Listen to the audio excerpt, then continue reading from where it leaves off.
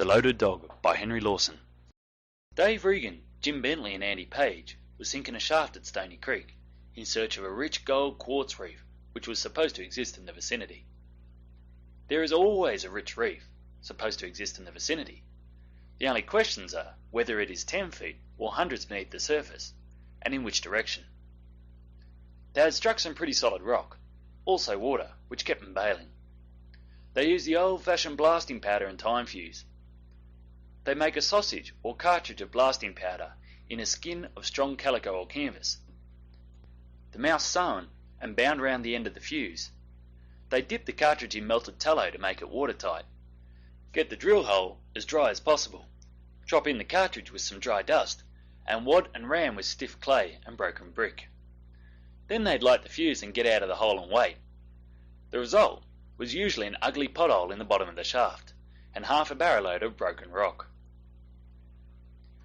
There was plenty of fish in the creek, freshwater bream, cod, catfish and tailors.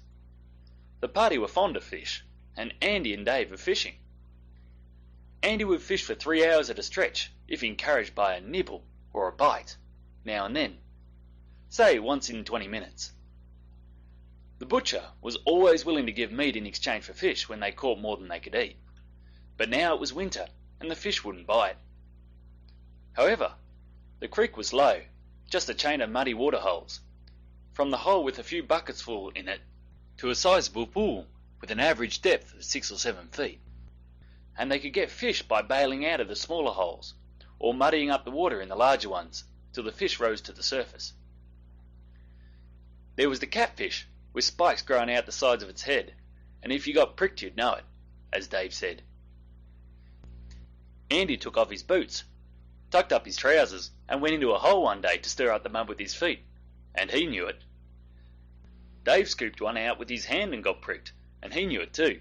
His arm swelled, and the pain throbbed up into his shoulder, and down into his stomach too, he said, like a toothache he had once, and kept him awake for 2 nights. Only the toothache pain had a bird edge, Dave said. Dave got an idea. Why not blow the fish up in the big waterhole with a cartridge, he said. I'll try it. He thought the thing out, and Andy Page worked it out. Andy usually put Dave's theories into practice if they were practicable, or bore the blame for the failure and the chafing of his mates if they weren't. He made a cartridge about 3 times the size of those they used in the rock. Jim Bentley said it was big enough to blow the bottom out of the river. The inner skin was of stout calico. Andy stuck the end of a 6-foot piece of fuse well down in the powder and bound the mouth of the bag firmly to it with whipcord. The idea was to sink the cartridge in the water with the open end of the fuse attached to a float on the surface, ready for lighting. Andy dipped the cartridge in melted beeswax to make it watertight. We'll have to leave it some time before we light it, said Dave, to give the fish time to get over their scare when we put it in and come nosing round again, so we'll want it well watertight. Round the cartridge, Andy, at Dave's suggestion, bound a strip of sail canvas that they used for making water bags to increase the force of the explosion, and round that he pasted layers of stiff brown paper on the plan of the sort of fireworks we call gun crackers. He let the paper dry in the sun, then he sewed a covering of 2 thicknesses of canvas over it and bound the thing from end to end with stout fishing line. Dave's schemes were elaborate, and he often worked his inventions out to nothing. The cartridge was rigid and solid enough now, a formidable bomb, but Andy and Dave wanted to be sure. Andy sewed on another layer of canvas, dipped the cartridge in melted tallow, twisted a length of fencing wire around it as an afterthought, dipped it in tallow again, and stood it carefully against a tent peg, where he'd know where to find it, and wound the fuse loosely around it. Then he went to the campfire to try some potatoes which were boiling in their jackets in a billy, and to see about frying some chops for dinner. Dave and Jim were at work in the claim that morning. They had a big black young retriever dog, or rather an overgrown pup, a big, foolish, 4-footed mate who was always slobbering around them and lashing their legs with his heavy tail that swung around like a stock whip.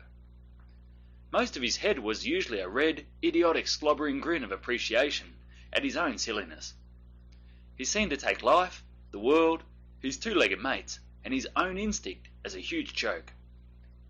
He'd retrieve anything. He carted back most of the camp rubbish that Andy threw away. They had a cat that died in hot weather, and Andy threw it a good distance away in the scrub.